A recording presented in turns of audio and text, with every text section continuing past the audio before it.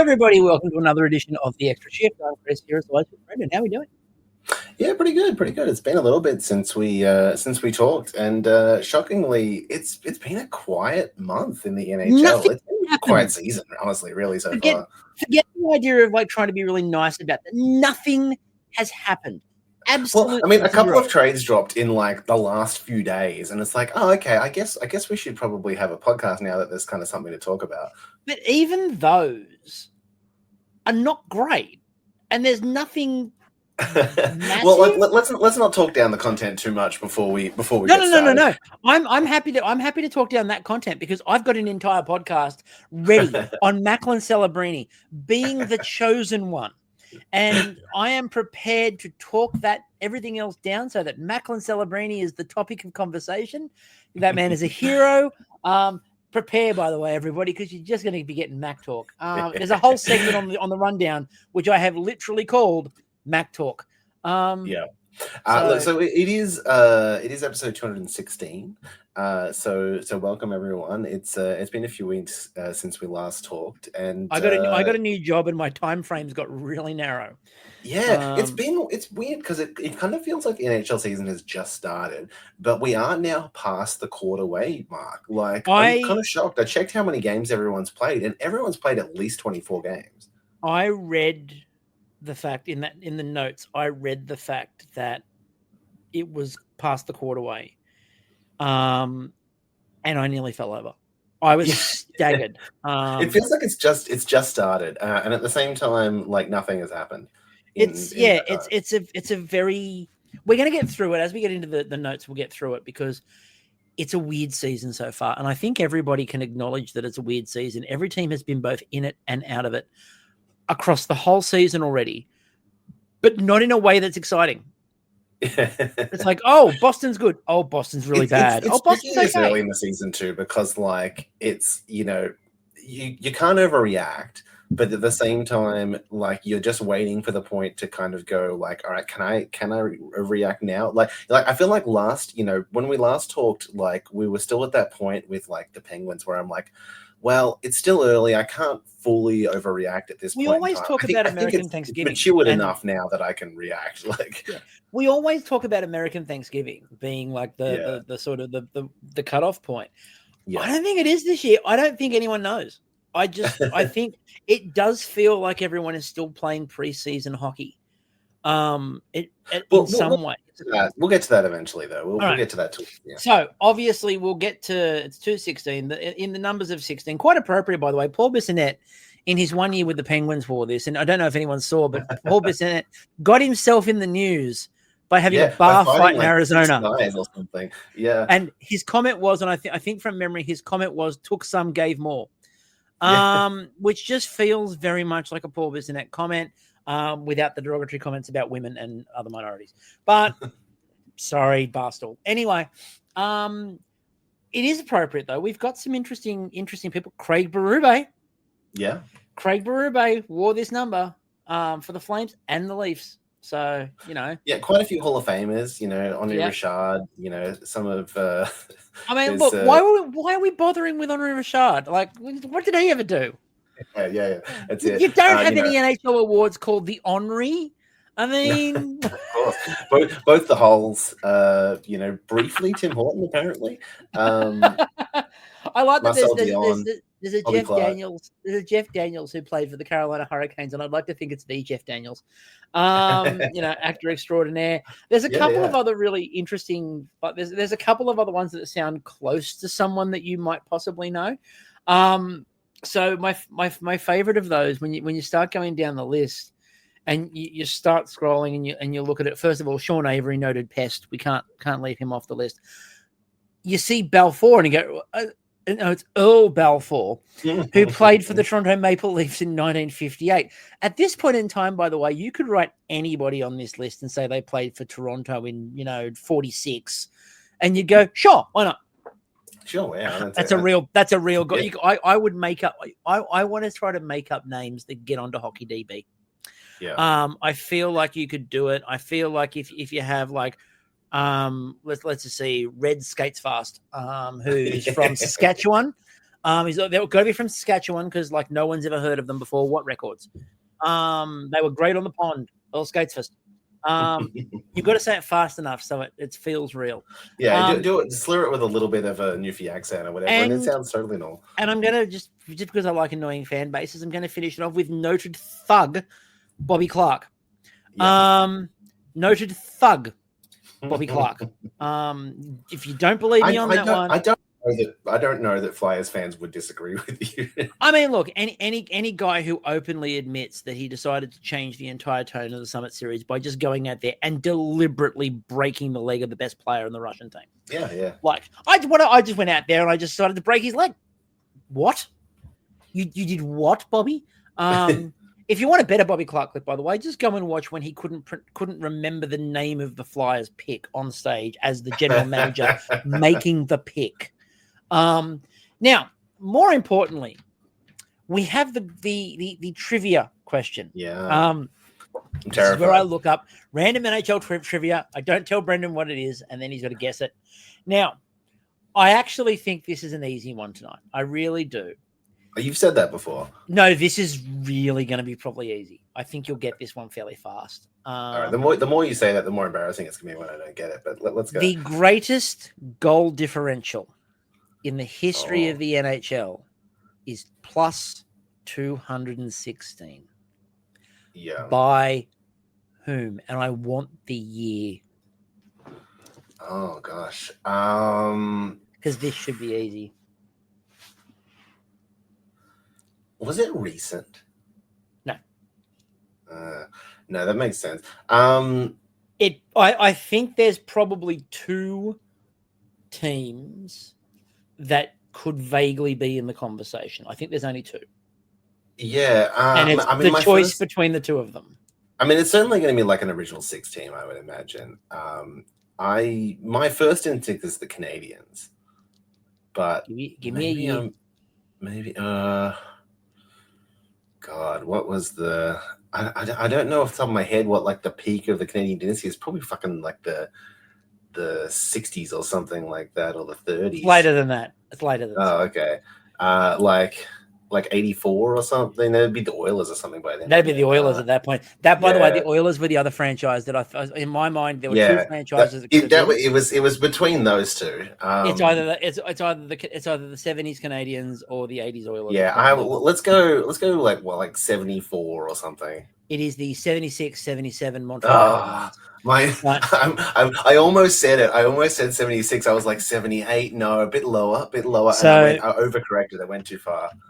So that team, the 76-77 Canadians, that's where they won their 20th Stanley Cup. And the roster for that team, it's just some guy called Guy Lafleur, Jacques Lemaire, Peter Mahovlich, you just go down the list. Mario Tremblay, probably a bunch of guys getting 10 points a game. Yeah, Serge Chavard, Ken Dryden's in net, who barely lets in any. And when I say barely, when I say barely lets in it, like it's almost nothing.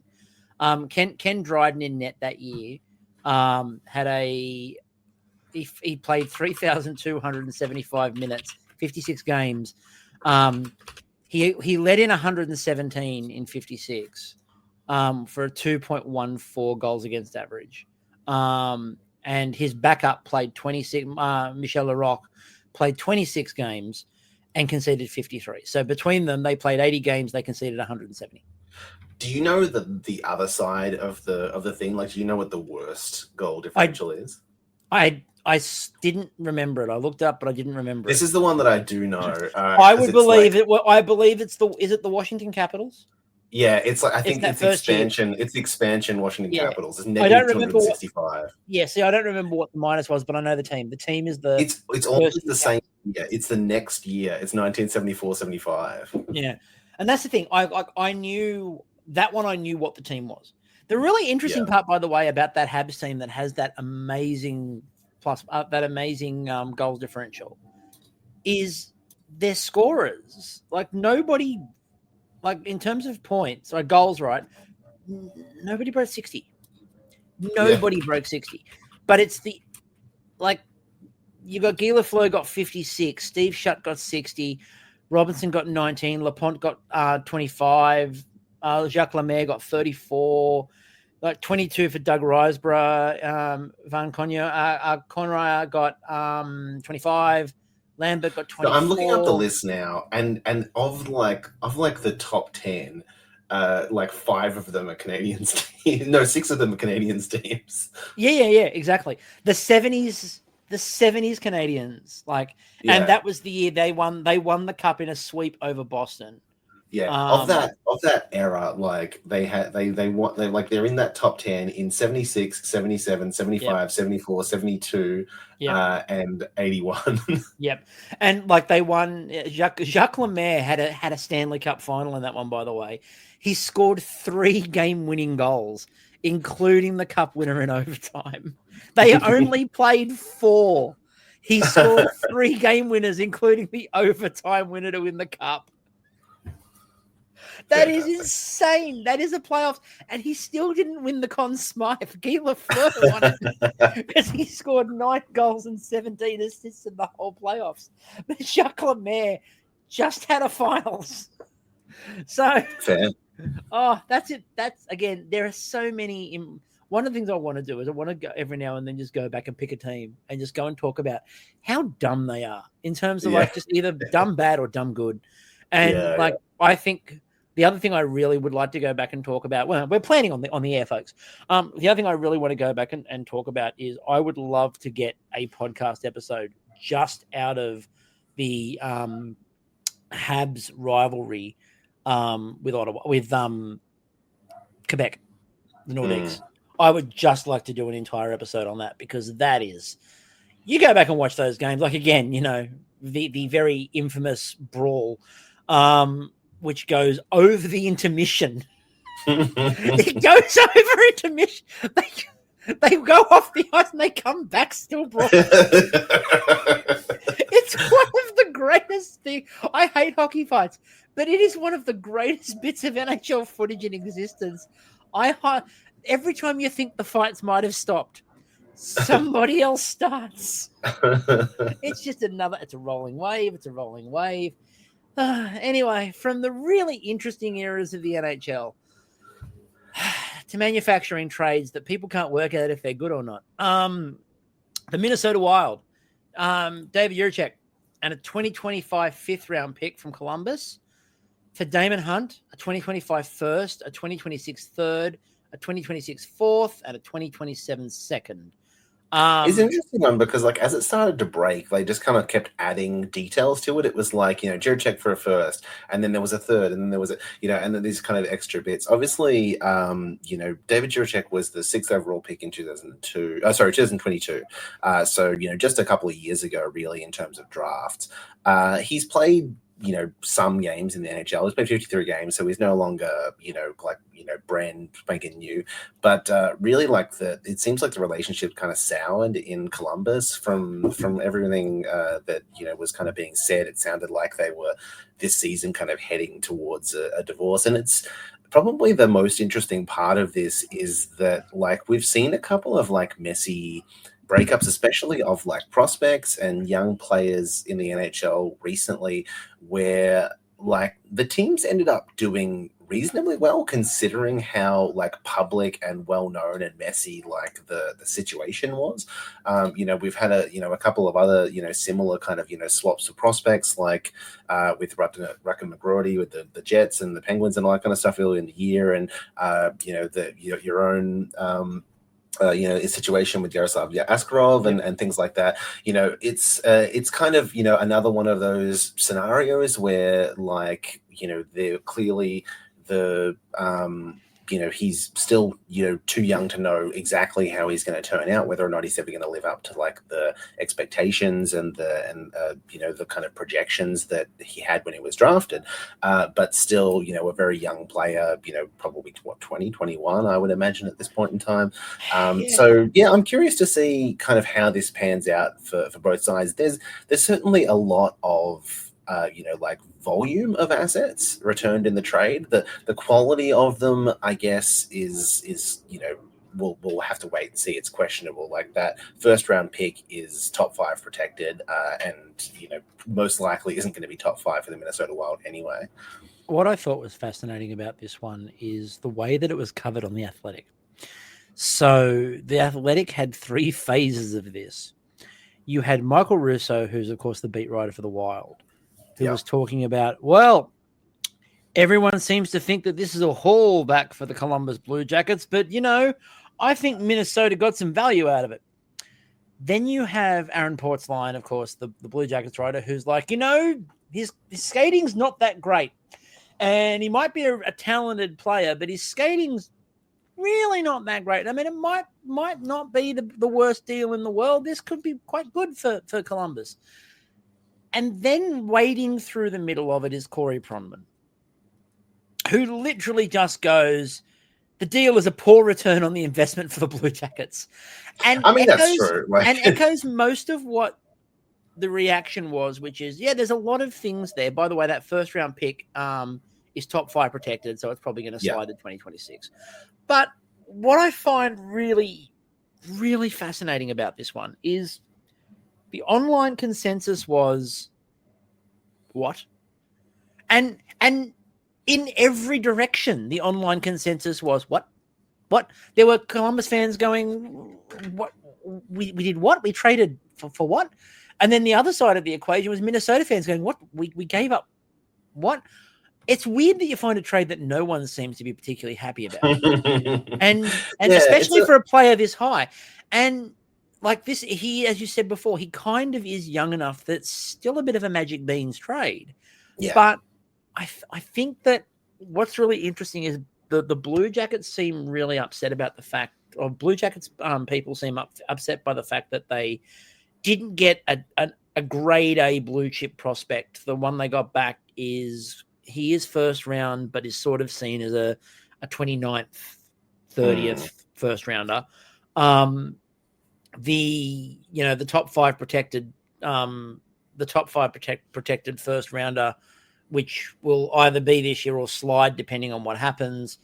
It's probably not going to be great, especially with where the Wild are at the moment. That's probably not going to be brilliant. It sounded like there were some other teams involved in the bidding for it, and there are certainly a lot of teams that are in a position where they have a pretty bare prospect cupboard and could, really benefit from, this quality of prospect isn't something that a lot of teams that are kind of trying to get better and younger at the same time are necessarily able to pick up. So you saw some teams talking about like, this is the kind of player that teams like the Penguins are trying to like rebuild on the fly and try and add this kind of player, but obviously their first at this point in time is going to much be more likely to be one of those top 5 picks. It's going to be a much higher value first round pick than the Minnesota Wild's pick. So it would potentially be a more dangerous thing for them to make a gamble on that kind of player. So it's interesting that they ended up with this package. There was a rumor at one point in time that there was some team that was offering 2 firsts. Whether or not that was true, or whether that got to kind of what the actual deal looked like, I don't know. But I'm curious to see how this whole kind of turns out for Columbus. I think it makes sense for Minnesota in the regards that they have a bunch of players that they've drafted in the last few years that are potentially kind of going to come through and replace some of the older guys on their roster.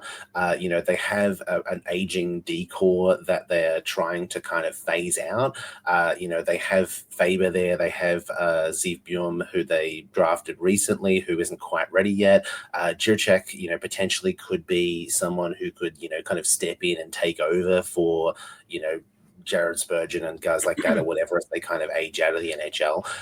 So I can totally see the kind of the fit for them and the gamble for them. How he what kind of player he turns into is anyone's guess, I guess, at this point. I think the other thing that everyone missed with this, and why I actually think it's a really good deal for the Wild, is there's one simple point.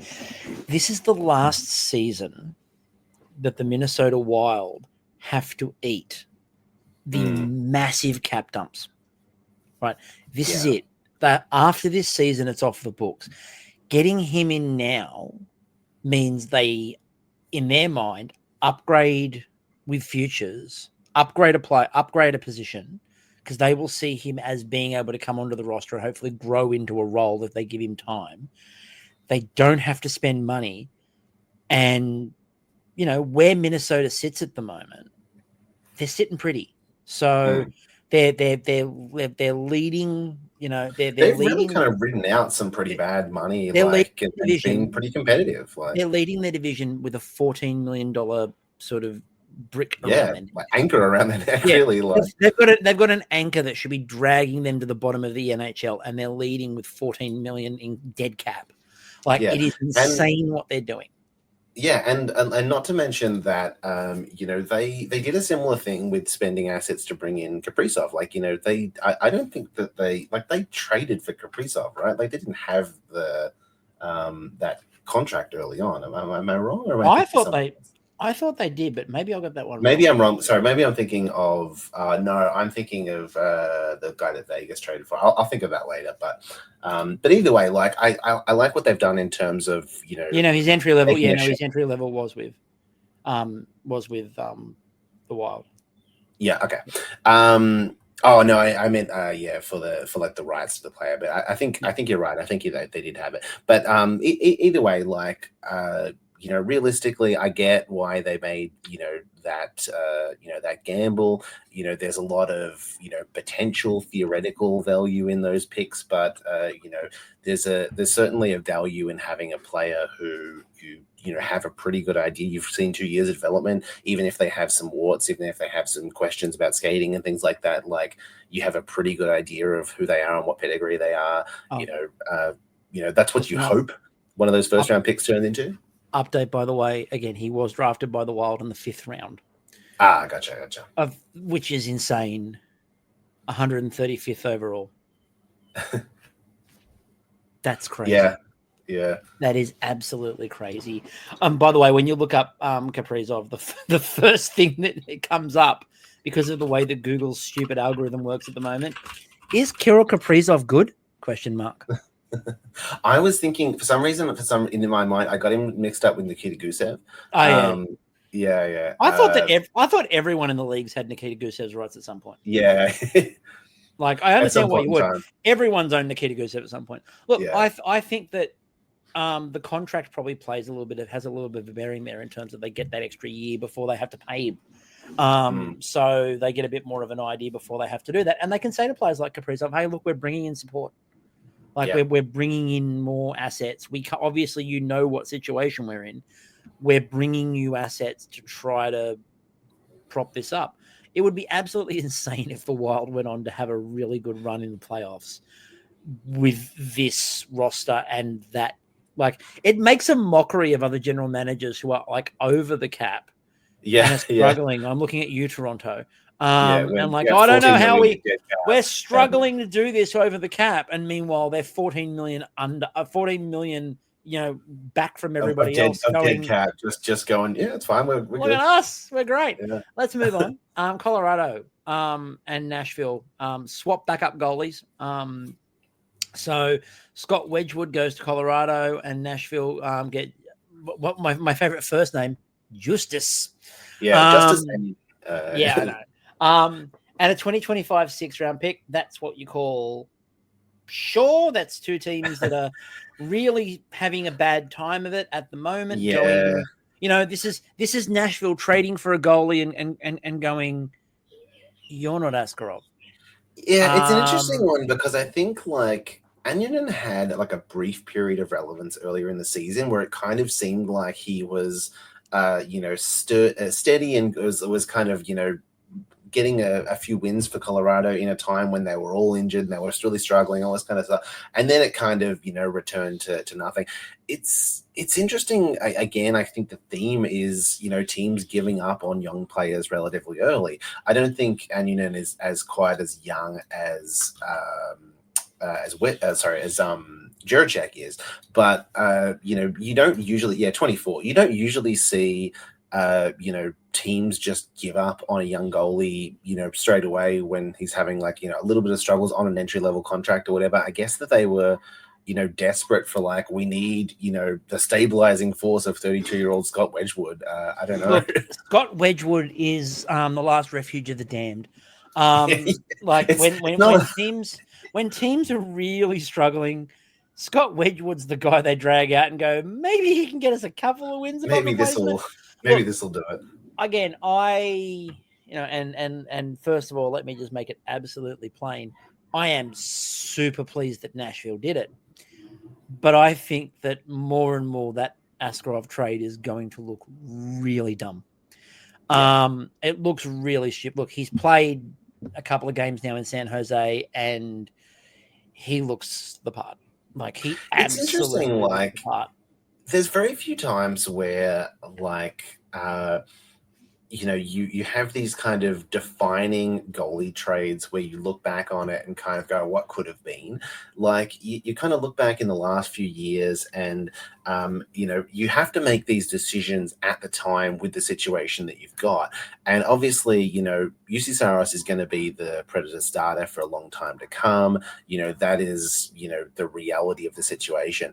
And everyone kind of understands that now and what they had to do. But like, thinking about it in a couple of years' time, in 5 years' time or whatever, I'm curious to see how it looks like in retrospect. You think back about some of the the goalie trades of the past, like, the Leafs had Tuukka Rask and they traded him away, and you look at these kind of, guys when they turn into something. Like, Askarov could very much be one of those guys who, you go, why the hell would anyone trade this guy away? In the opposite way, like, it can sometimes backfire on you. Like, the Penguins are in that situation where they traded away Marc-Andre Fleury because they were like, we just wanted a cup with Matt Murray. You had Matt Murray. Matt Murray is going to, is this goalie of the future. He's going to be fantastic. He's going to be our, franchise goalie for years to come. Almost immediately backfired on them. Looked like, the biggest slam dunk. Everyone went, well, okay, look, it's unfortunate that, you have to do this to an aging, Marc-Andre Fleury, who at this point in time is still playing, and Matt Murray isn't in the NHL. And is not only still playing, but is playing and currently playing for the team that is leading its division. At this point in time, he's almost 40 and a backup. But you get the point. Like, they would have theoretically been better off hanging on to Fleury, and they probably could have gotten a haul for trading Murray at the time. But that could be the situation, theoretically, like that could have been the situation in Nashville if they traded, Saros and kept Askarov or something, do you know what I mean? Like, there's, it can be such a volatile result. Off the back of that as well, I think the most interesting rest of the season is in Nashville. I am fascinated by what Barry Trotz decides to do, because he put everything behind his coach. That's possibly not working out at the moment. It doesn't look like it's turning around anytime soon. He put a lot of money into a lot of players. I said that I thought that Saros would carry them a long way, and nope, because there's not that much you can do when the team can't put the puck in the net, and this is a team that cannot score. And I think it's going to be really interesting, first of all, to see what he's prepared to trade, who he's prepared to move off that roster. Secondly, and I know that there will be a lot of people that will instantly go, that's not going to happen. Barry Trotz, coach, GM. I think at some point, if it gets desperate enough, how does he resist the urge to pull the trigger? Like, if he's sitting in the general manager's office right now looking at this team and going, I brought these players in for a purpose. He knows. Well, they made a lot of win now moves. They made a lot of signings for winning. He knows right what now. he built, and he knows why he built it. So if he knows why he built this roster the way he built it, and he knows what he brought those players in to do, at what point does Barry Trotz look at the bench and go, I could do this? Like, do I think he wants to? No. But look, people who are not coaches have done it. I'm looking at you, Lou. They've done it. Barry Trotz is, a Stanley Cup winning coach who is currently in an office looking down on a bench that's underperforming and going, why aren't you getting more out of these players? He knows the answers. I just feel like there's a lot to come in Nashville, and this move and the one we're about to talk about sort of screams this idea of we're going to start moving some small pieces, because they start with small moves. You start moving the small pieces out, and eventually you've got to move something bigger. So the other small piece they moved out. So this was an interesting one because, Nashville trades Phil Tomasino, a 23-year-old forward, relatively recent draft pick as well, for a 2027 fourth-round pick to the Pittsburgh Penguins. He was obviously struggling in Nashville. That was another relationship that had soured. Really hasn't, kind of made a significant impact in the NHL up until this point. He's been playing on the Predators for the last few years, but up until, recently this season had been healthy scratched a little bit and had only had like 1 assist in 11 games with the Preds. After the trade, he's played 3 games for the Penguins, has 2 goals so far. He's been playing a top 6 role. I don't know, how much of this is, just a young player needing a fresh start, how much is just deployment and, a dead cat bounce and so forth. We'll see long-term kind of what turns in, what this all turns into for Phil Tomasino. But, this is the kind of, move that, the Penguins are trying to make in terms of like bringing in young players, getting, younger and trying to, spend very small amounts to, acquire, young assets really. I'm curious to see. I can't imagine that Tomasino is probably still in the top 6 by the end of the year in Pittsburgh, but, it's a cheap, move for them. And for Nashville, I guess it puts some fire under them and kind of go, well, we've made a move. It screams to me a Kyle Dubas, there's value in this somewhere move. Yeah. It's what he does. He looks around the league and goes, oh, there's value in this. And look, he's usually pretty good at those moves, like not in terms of them breaking massively, but he's usually pretty good at making those moves pay off, at least in terms of assets returned or the status of the player and the role of the player. Think of players like Michael Bunting, for example, and those sorts of moves that he managed to pull off where players who, and also within the Leaf system, for example, like the Connor Browns, like on what he did with Connor Brown and bringing Connor Brown through, and then that asset became worth a lot more. Zach Hyman, same deal.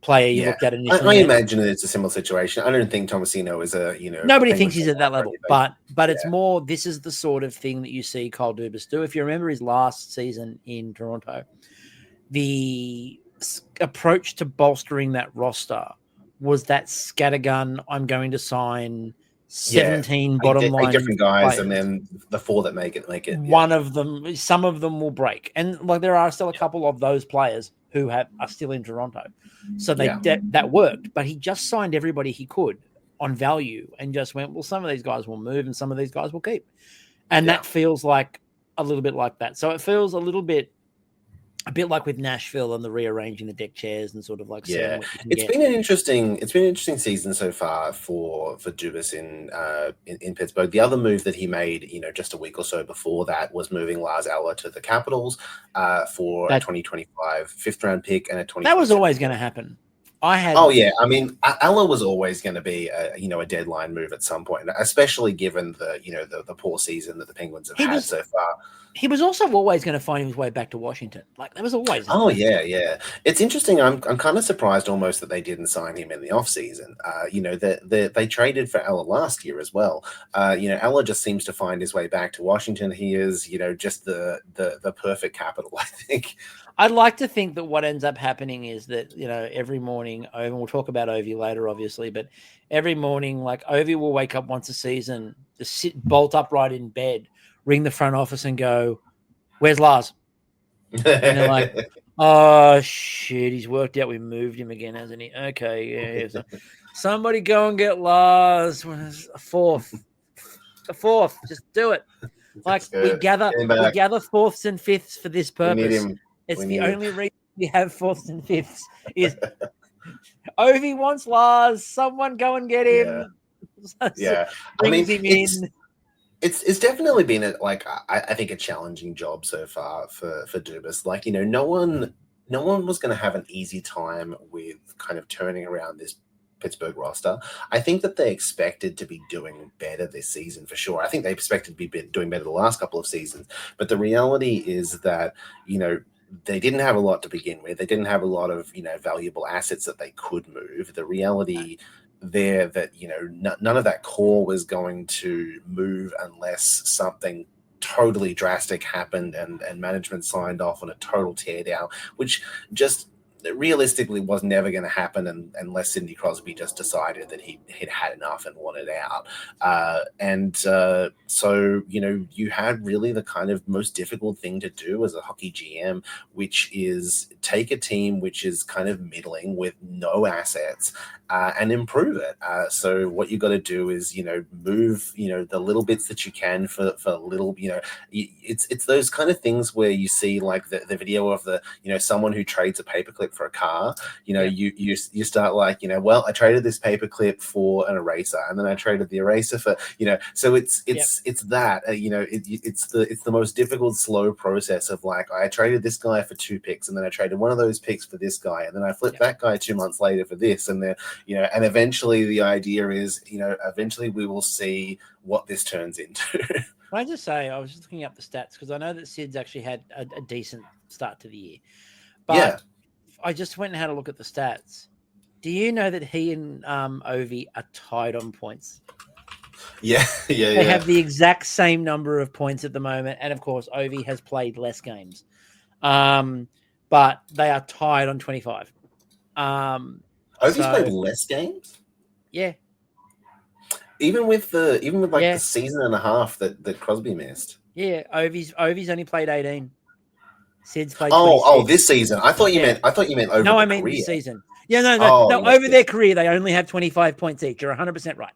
100%. I was very confused by that for a second. I'm like, what are you talking about? No, they're absolutely tied this season on 25 points. So the interesting thing for Crosby at this point in time is whether or not he can keep up the point per game pace, because he's going to have to. He's basically been point per game or more for his entire career. Like that is kind of the streak that is going on at this point in time. And obviously eventually if he plays into his 40s, it's not gonna last. But it's a curiosity of like how long he can make that last. He's right on kind of point per game pace right now. And most likely he will probably make it again. But it is kind of on that line. Yeah, I feel like he'll make that one. So let's come into some of the other signings just quickly. These are fast ones. Tyler Johnson decided that he might actually want to get paid current money, not past contract money. So 1 year in Boston for $775. Alex Nylander. He had signed, I think, a couple of. I think that he turned up to a campus like a PTO or whatever, and then he'd done a couple of different PTO options. Alex Nylander decided that the family just needed one set of tickets for a venue, and so he's gone to play in Toronto. There's literally a headline on The Athletic because Jonas Siegel's got nothing better to write about, where he turned around and said Alex and William Nylander hatched a plan to play together on the lease last year, and now it's in fruition.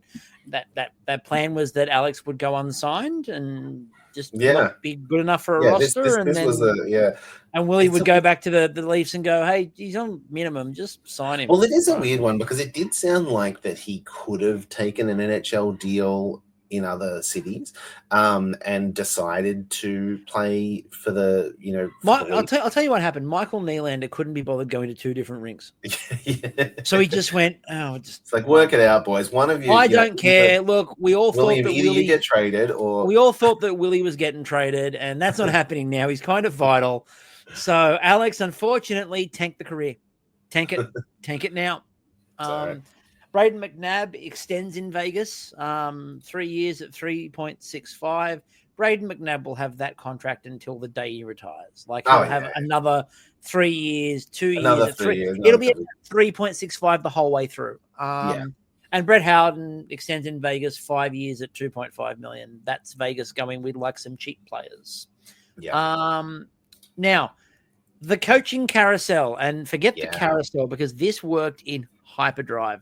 So there's 2 parts to this. The first part of this is that the Boston Bruins relieved Jim Montgomery of his head coaching duties, and much like the Islanders a few years ago, decided to appoint somebody in a temporary position who does sound like they're out of Goodfellas. So Joe Sacco is the new interim head coach in Boston. Now, St. Louis heard about this, and I can only assume sent the fastest car, jet, whatever. Yeah, I think that like the door had barely hit him. I don't think Joe Sacco had sat in the chair. Yeah. And they had fired Drew Bannister in St. Louis, and Jim Montgomery was the 28th head coach in St. Louis Blues franchise history. They said afterwards, a top potential coach was available, and we had to You did no investigation. There was no investigation. You basically hired and fired at the same time. We went, who? What? He's a vet? What? Get him out of here! I like the idea that they called Drew Bannister in, and they went, "I'm sorry, Jim." And they said, "What? Oh, no, too soon. Sorry." Yeah. That's the other guy. I got another guy in the brain. No, we don't have any other guy. No, there's no one else, Jim. I mean, Drew. Yeah. So I mean, look, an interesting one. Obviously, Jim Montgomery with a very good record in Boston over the last couple of seasons. The success that they've had there has been pretty incredible. But the wheels were going to come off at some point. I don't know how much of that was Jim Montgomery's fault. He was a victim of the fact that car has been driving on like three wheels. And like someone's got like a pizza tray as the fourth wheel. Yeah. And while that was happening, they were also trying to like blow up balloons and strap them around another wheel to make it like a tire. And like Jim Montgomery is there going, I can move the car. And finally the wheels fell off the thing. And he's just sitting there, and they walked over and went, this is your fault. He's like, what? I was moving this car the whole time. Yeah, pretty much. I should move. Yeah, you look at the Boston roster and kind of go, how the fuck were they this competitive the last couple of seasons? And the answer was a large part of Montgomery. He had his job. His job was largely saved by the softest thing that you can do in the NHL, which is beating Toronto in the first round of playoffs. Like if Boston had gone out to Toronto in round one, they probably would have sacked Jim Montgomery last year. Not because it was his fault. Again, we've talked about this before. The work the general manager is doing at the moment in Boston is terrible. Like, they are not prepared to push people out. Because again, remember, we've had to sit there for years and hear about how everyone takes the discount in Boston. Boston brings all the players back at a Boston-friendly rate. And what we're seeing is, first of all, no, they're not. Because Pasternak went, excuse me, no, you are paying me. But then other players aren't coming into Boston either. And they're not jettisoning the old expensive contracts. They're re-signing those players and going, no, this core is riding them. It's like, no, it's done. You are done. They sniffed a little of their own glue, I think, in that regard. They decided that, no, wait, actually, all these players are great. And they got Montreal up. They got Montreal after the bubble and decided they were a cup team. But St. Louis firing Drew Bannister that fast. How's the job security? Look, I kind of get it. St. Louis were not great. No, look, and someone was going to do it. Like, Jim Montgomery was never going to be on the market for long.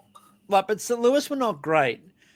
But like, there are other hot seats that should be far hotter. Oh yeah. And like the idea that St. Louis just went, fire Drew.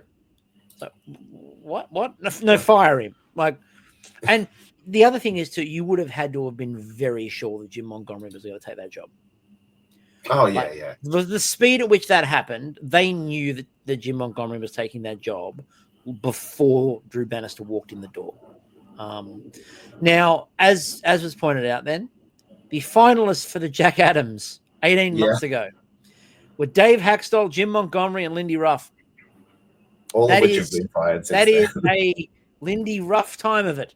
You know, but I mean, look, that is, always, as funny as that is generally how it goes with the Jack Adams. Like the Jack Adams, as we've talked about before, you overachieve. By and large, you were the coach of a team that we thought was going to be bad and went on a crazy run, or you had a great goalie, or in the case of the Bruins, two great goalies, who managed to just outperform everyone's expectations, and then all of a sudden that something went wrong. How does a goalie trade go so badly for both goalies? Yeah, it's incredible. It really, that Boston goalie trade has not worked for anyone. No, they've all sucked. Yeah. I knew that it would go badly for one of them. I didn't think that both of them would fall off a cliff. Yeah, it's surprising, isn't it? So I think, look, that's it. And look, also, Dave Haxtell should never have been nominated for the Jack Adams. That was, look, Seattle in their first was sort of okay. Yeah, they made the playoffs and had a really weird run to the playoffs because everyone else in the Pacific was terrible. So Sid, we mentioned Sid before, but Sid's the 21st player in NHL history to get 600 goals. Yeah. Woo-hoo. More important to me, of course, was the Joe Thornton one-day contract to retire a Shark, and then at the ceremony, that ceremony was amazing. The game was brilliant. I don't know if you caught any of the game or any of the highlights of the game. Joe played for both teams. I saw some of the photos, but I didn't watch the game. If you can find the footage online, there's bits and pieces of it online. I highly recommend looking up some of the Joe Thornton tribute game. They brought back a lot of the old Sharks all came back to play. The tributes were great. There were some really poignant ones. My favorite one of the tributes actually was the Douglas Murray bit, where Douglas Murray in his video tribute, because he's far too important to be at SAP Center, but Douglas Murray in his video tribute was like, well, I was told at the time to keep the secret, but it's been a while, so I don't have to.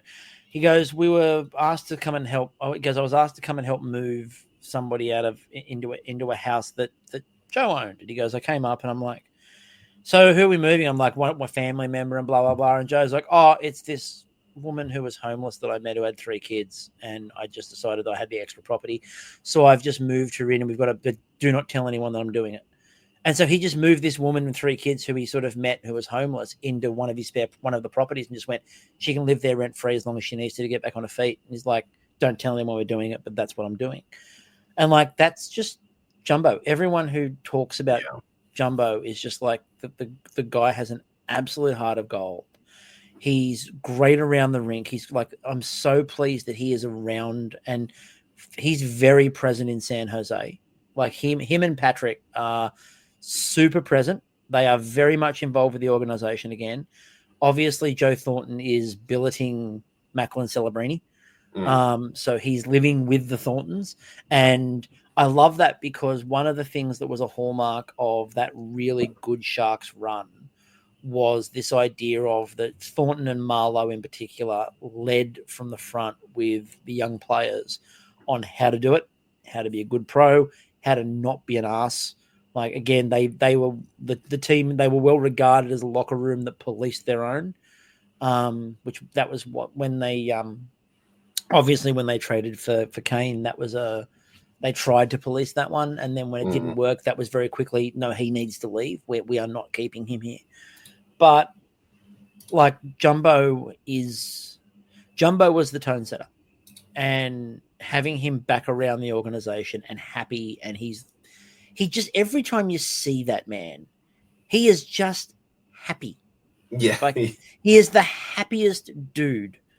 And like, he was so thrilled. The whole ceremony was wonderful. I do recommend, again, obviously I'm biased, but I recommend watching it. It was a great ceremony. It's been the highlight of my season so far, has been watching. Yeah, I mean, he's obviously, I think it's hard to find anyone who dislikes, Joe Thornton. There's just a personality and an aura about him as a person that is, easy to love.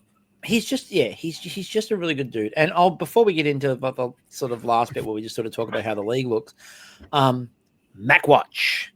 Coming off the back of that, it's time for Mac Watch, where Sports Logic in the last couple of weeks has been having a time of it and pointing out that Macklin Celebrini, among all players, is amazing. His puck battle wins per game after 12 games were 4.5 puck battle wins per game. That was the most in the NHL for anybody, not rookies, anybody. John Tavares was second after 20 games with 4.15.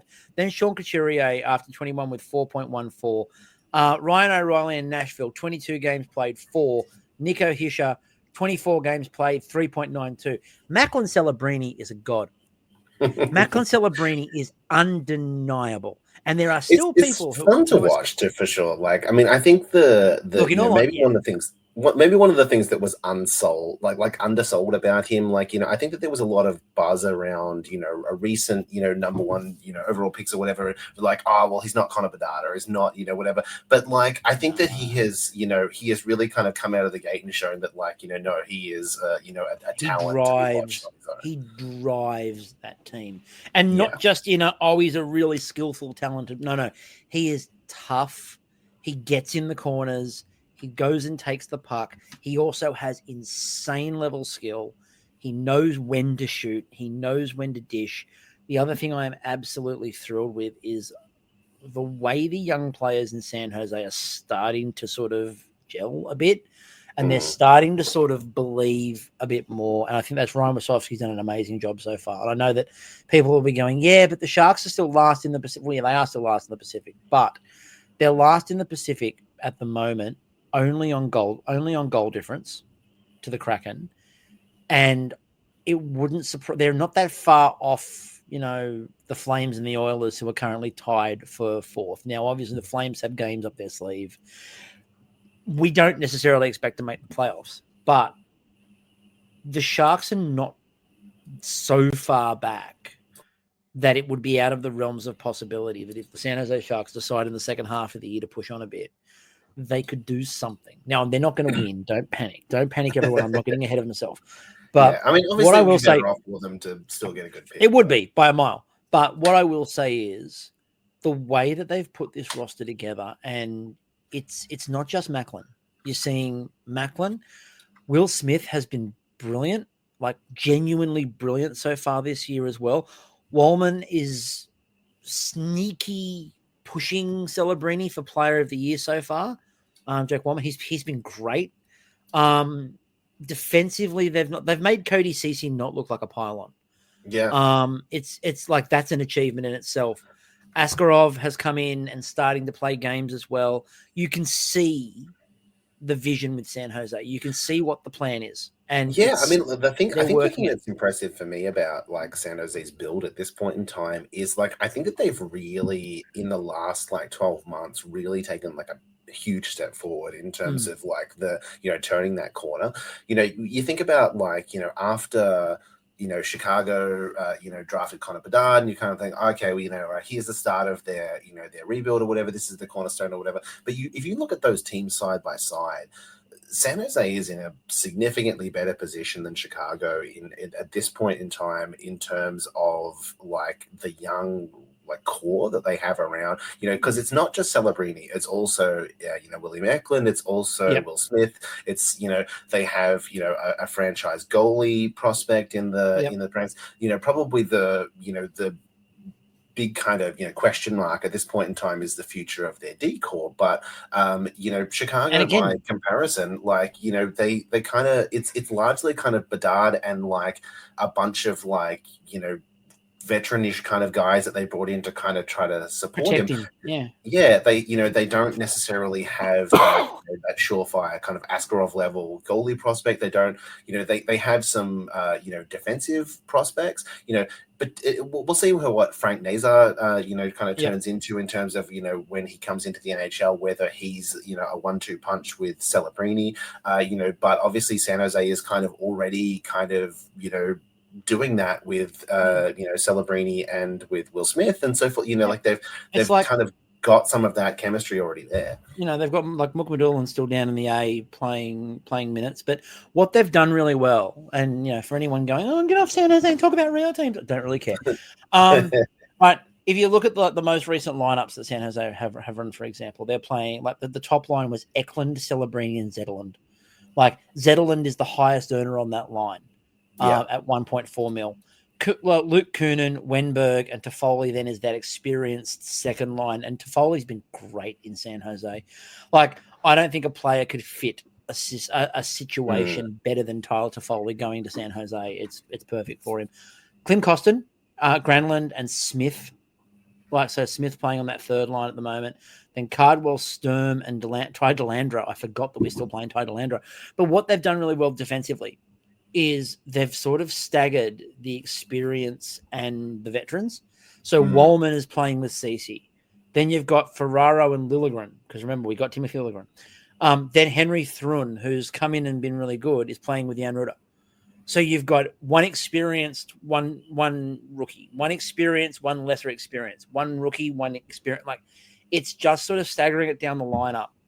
And we've still got, like, in the press box, we've like Grunstrom's still in the press box. Obviously, Couture's on IR. I'm getting more and more doubtful about that. Barclay Goodrow is currently in injured reserve as well. Right, so Goodrow's still to come back, and Goodrow went very quickly from his "I don't want to play in San Jose, this is an insult," to he turned up and then he was like, "Actually, this is fun." And it's that's the number one. Before we'll move on to other teams now, but the last thing I'll say about San Jose is it feels like they think it's fun.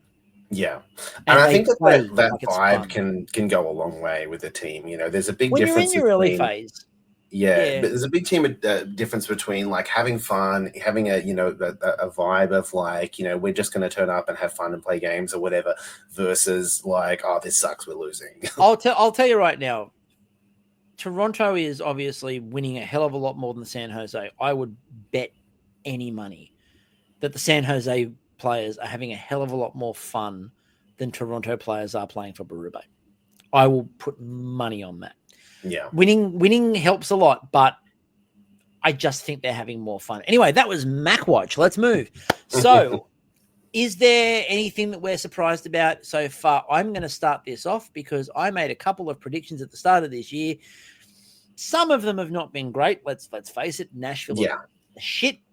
But I said that I thought that Dallas would not be a runaway dominant success, and they'd be a bit bumpy and a bit and that's kind of what we've seen from Dallas. I also said that I thought the Oilers would probably do a bit of the same thing. That's also been a thing. I'm cashing all my wins in early because there's going to be losses later on. The other one was I said that I thought the Rangers might struggle a little bit. Ta-da! Yeah, that's been an interesting one. Like they've definitely had a pretty bad stretch lately. For anyone who thinks that Chris Kreider is not important to the New York Rangers, yeah, he is. Yeah. I mean, and we've started to hear that Kreider's available, Drew is available. Not that they probably weren't already, but they've certainly had a kind of rocky last 10 games, especially. They had I think like 5 losses in a row. Yep. A bit of a certainly it helps that the Metropolitan in general has been kind of shit. There aren't a lot of like great teams right now in the Metro. Surprisingly, the great team in the Metro has been the Caps. That's the big surprise. That's the big question mark. And even with the recent kind of Ovi injury, which was really unfortunate because he was on fire. Ovi was looking like Ovi was going to get it. Yeah, I mean, let alone not just like breaking Gretzky's record this season, but the pace that he was on, he was like breaking Gretzky's record by Christmas. Like, it was fucking nuts. It was like scoring at 18-year-old Ovi pace. And even with him out, they've won 4 in a row. He's out 4 to 6 weeks. They've been a really fun team. They've kind of, it was a bit questionable last year. We were pretty skeptical because they squeaked into the playoffs with like a bunch of 1 goal wins in like a bunch of games. It looked pretty, unsustainable. The way that they were playing, essentially they got in because everyone else fell off, and they kind of, got in and then kind of got swept. But they've looked serious. Like, they've looked like a legit good team. They've brought in, like, they targeted a few players. They've they seem to have like a really strong work ethic this season, where even PLD is trying. Like it's kind of it's impressive what they've done so far. Whether or not it'll last, whether or not they are still kind of an old team. There's a bunch of young players on there who've been doing great. Alexi Protest and a bunch of other guys or whatever who've kind of turned things around for them. But call me impressed. They seem legitimate. I think the interesting bit to me too, and like the Caps and the Leafs have the exact same narrative at the moment, which is their best players not playing. Yeah, and the team's been really good. Yeah, like Toronto's offense is shit. Let's face it, right? And I never thought I'd say that about Toronto, but Toronto's offense has been absolutely dire. But they've gone on a winning streak without Austin Matthews. Like, no Matthews in the lineup, they're winning. And they're winning, and they're winning, and they're winning. And in their last 10, they're 8-2. Yeah. And that's without an Austin Matthews. Now, again, are they winning well? No, not really. Tavares is playing really well. John Tavares is sort of doing a hell of a lot on Toronto, which a lot of people, I think, I never understood people that wrote Tavares off really early. I was still like, no, and again, I see those numbers because I have him in fantasy, as we know, and he puts up numbers still. Like Tavares puts up consistent. He's consistent, and that's what you actually need. That's what a team like Toronto needs, is someone who is just consistent and just going to churn the numbers every year. I did like, there was a quote from Berube where someone said to him, how does your team get better offensively? And he's like, do more in offensive situations. And I'm like, dude, you are the most hockey man to ever have hockey man. Just how do you get better at offensive situation? We just got to attack more. We're just gonna score more goals. So like, come on. Yeah. This is a man that has his cereal with water because he doesn't want to have something. he does not want to have, like, the taste of the cereal ruined by milk. So this is a man who toasts his bread and then scrapes the crunchy bits off because it's too much. It's too much. This is. I just like to. Berube's got one bulb in his house because one is enough for anybody. You don't need two lights.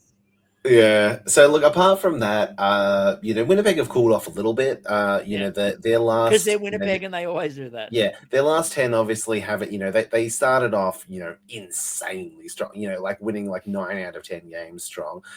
They've lost 6 out of their last 10 now. Yeah. So look, that was never gonna. I think we literally said it on the last podcast. Like they're probably going to continue to be pretty decent, but they're not going to be win 9 out of 10 games decent, because nobody is that good. Can I also, once again, make a plea to the rest of the NHL? Can we stop with this whole, for the first time in franchise history when it comes to Utah, it's the Coyotes, right? It is the bloody Coyotes. Legally not the Coyotes. Stop pretending that these players have discovered hockey for the We've all agreed to pretend that they're not the Coyotes, Chris. That was part of the legal agreement. They just keep carrying on like these guys have never played before. It's they were 90% of the Coyotes players, but it's not technically the Coyotes. A ragtag group of kids. Yeah, they're pretending like they're an expansion team. Like they're pretending like they're the first year of Vegas. They've been playing together. Yeah, they were thrown together in an expansion draft called Several Drafts. It's called the last 5 years of the Coyotes being a team. This is a team that was put together painstakingly over a number of years by the general manager who followed them, and then by the coach who followed them. This is not a new group. It's like, they've done so well to bet in this new group. They're not a new group. They just moved. Right? That's like saying that your family, a wife and a husband and a couple of kids, you move to a new house and it's a new family because it's a new house. Oh, wow, we've got new children. No, you don't. You brought them with you. We're the Joneses from Sydney now. It is the thing that is annoying me the most in this season. Every time Utah, for the first time in franchise, this new franchise, It's the bloody Coyotes. I've got photos that prove that Logan Cooley has played in the league before. I've seen it. Yeah. Look, I think apart from those few things, like, things have kind of largely settled into kind of where we expected them. The teams that are, in the kind of top three of their division are the kind of, for the most part, apart from those outliers, the kind of teams that we expected to see, we're starting to kind of, it's starting to, and this is kind of part of why we're talking about, like, that it hasn't been the most exciting season, because it's already starting to look like, well, yeah, we can start to see the playoff picture, and there's still 60 games to play. Except I really have to, because I haven't got to do it yet, and it's one of my favorite things to do. And first of all, Oilers fans, you're okay because you're sort of in the middle right now. And there was an article up today saying that Stuart Skinner's most recent game is why he should be the goalie for Team Canada, because of course we're not prone to overreacting in any way, shape, or form. And he's been absolute dog crap for most of the season. He's played one good game and they're like, oh my God, Stuart Skinner is back. We are going to hear that so many times this year after he goes into another slump. But Oilers fans, you can rest easy because it's not you I'm coming for. Hey, Habs fans, how are we doing? How is that mighty rebuild going over there in Montreal? You have been telling us all for years now that you're just one or two pieces away from solving that problem over there in Montreal. And that problem in Montreal seems to be getting bigger, not I think smaller. You could have the exact same conversation with Ottawa. Like, look, yeah, but we know that Ottawa doesn't have any clue as to what they're doing. The Habs should know that. Doing the same thing out of both of those teams for the last 3 years. Like, this is it. This team's ready to. Ottawa, look, not to put too fine a point, Ottawa has zero history. Yeah. Right? Ottawa has no history. Yeah. The Habs should have somebody. The Habs should have somebody who has vaguely seen hockey before, who can talk to them about what should be happening in their organization. Because this year we heard all about the fact it was the big step forward again. It was here. It was now. The future was now. They've got the right man behind the bench. They've got an organization that's full of young, hotshot players, and they're going to come, and they've got the greatest. And look, they've had some really good performances this year, obviously. If you go through and look at the rookies and look at how rookies have played, Hudson started really well, has started really well. In the Athletics ballot for the 5 best rookies, they put Hudson above Celebrini. That's a mistake, but I can understand why they did it. He's been good, but there's nothing going on there. And unlike a lot of other teams that are at the bottom and are like going, hey, this could be fun because we're doing something, the Habs expect. They're wrong to, but they expect. And I wonder at what point Marty starts having questions. I think there's a couple of French Canadian greats who might be having a few questions asked of them anytime soon, because of course one of the other teams that's struggling massively right now is the New York Islanders. And between Lou Lamoriello building that thing and then Patrick Roy coaching that thing, there's a few people with very big reputations right now in the NHL who are possibly not as safe as they could be. I just think the Habs in particular bug me because every year we hear it out of Montreal. And then every year there's a gap between Montreal and everybody else in that division. Every year, without fail, there is a gap. I think at this time last season, there was about the same gap. They're not good. Their goaltending is terrible. They got a great game 1 out of Montreal, and I know that because I had him in fantasy, and it was great in game 1. And by week 2, he was negative points. Right, their goaltending is atrocious. Yeah. And there's no offense. There's zero offense. There's just, once again, Montreal cannot find somebody to put a puck in a net. Well, it sounds like Patrick Laine will be back soon. I'll be curious to see if he is the savior of their franchise. It's probably unlikely, but he got hurt in the preseason. I'm curious to see. I do want to see him back and playing in the NHL. I'm going to throw something weird out there. I wonder if we've heard the whispers that the Rangers might be prepared to start dealing on players. And, the former general manager of the New York Rangers is in the front office in Montreal. And I just wonder if maybe Montreal don't kick the tires on a Chris Kreider and go, hey, what would you like for a shiny Chris Kreider? Now, that price, if I'm the Rangers, probably starts with a Hudson.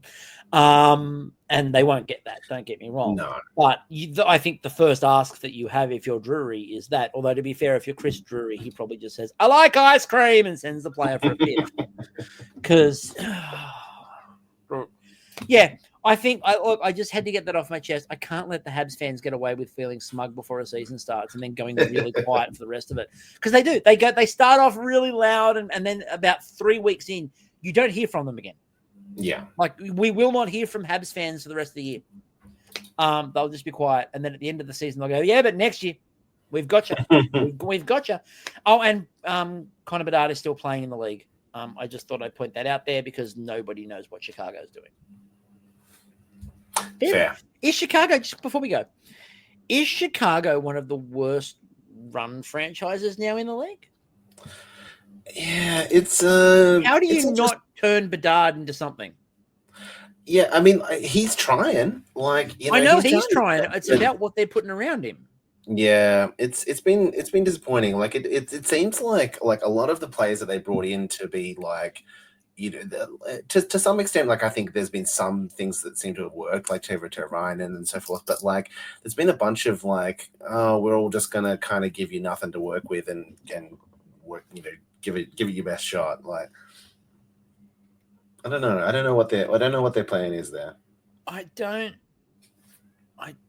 get it. I don't understand. How do you bring in Connor Bedard and then not decide to go and surround him with quality talent?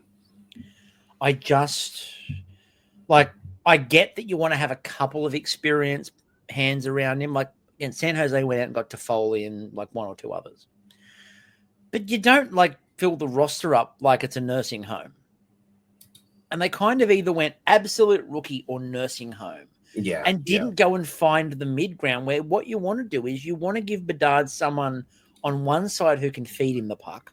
Yeah. And on the other side, someone he can feed. Yeah. You need two options. You need someone who can give him the puck and someone he can feed it to. One on each side. It's not that difficult to do. And if you say to a player, would you like to come and play with Connor Bedard? The answer is yes. Yeah. So how you have it doesn't have to be, I don't understand why the answer to who his linemate is like Nick Foligno. Like, I don't understand how that happened. Nick Foligno shouldn't, like, if you are a first round, and no offense to Nick Foligno, but if you are a recent first round draft pick, Nick Foligno is not the answer to the question, who's on your line? No. Like, not a chance. Again, people will say bias. I like Eklund and Zetterlund on Celebrini's line a hell of a lot more than what Bedard's being forced to play with. Oh, yeah. At least you've got movement and you've got life. There's something there. I worry about, I talk about this when I talk about the Oilers, and part of my thing with the McDavid stuff is that I just look at the Oilers and I get really angry with how much of Connor McDavid the Edmonton Oilers have wasted. And I look at Chicago and I look at Connor Bedard and I just go, you're going to do the exact same thing here. And that's we don't need, in a game where we have literally spent this podcast talking about the fact that the NHL is quite boring. You don't need your exciting, brilliant, talented players to be forced to sort of fade into the background because you want to put them with grizzled veterans. That's not how you build interest in a league. You build interest in a league by letting your star players go and be stars. Yeah. And you've got to do something with it. And I look at Connor Bedard and I just make it, give him something to watch. Like, it shouldn't be, every Chicago game shouldn't be like, if Bedard doesn't score, then we get shut out. Yeah. It's that lineup that he's got around him. Like, I'm sorry. I love Taylor Hall. But is a 33-year-old, well-traveled, injured, slow Taylor Hall really what you want with Connor Bedard? Like Bertuzzi's on that team. He's playing on the second line with Ryan Donato and Tamo Teravainen. Why are Bertuzzi and Teravainen not near Bedard? I don't understand that for a second. That makes no sense. So I just do something. Do anything, Chicago. Do anything. Yeah, this season, I feel like in general has been that theme of like poking something with the stick, being like, "Come on, do something, do something." And that's going to do us for this week, because I think we've flogged the dead horse that is the NHL. I think "Come on, do something" is kind of a really good tagline for this one. Yeah. So we'll be back. It will not take this long next time. We will be back a lot faster, I promise. Now my schedule at work has sort of settled in, and I know what my nights are, my days are. Sorry. We'll be back far more regularly. Thank you everyone for checking us out. Thank you all for listening as always, and we'll catch you all later. See ya.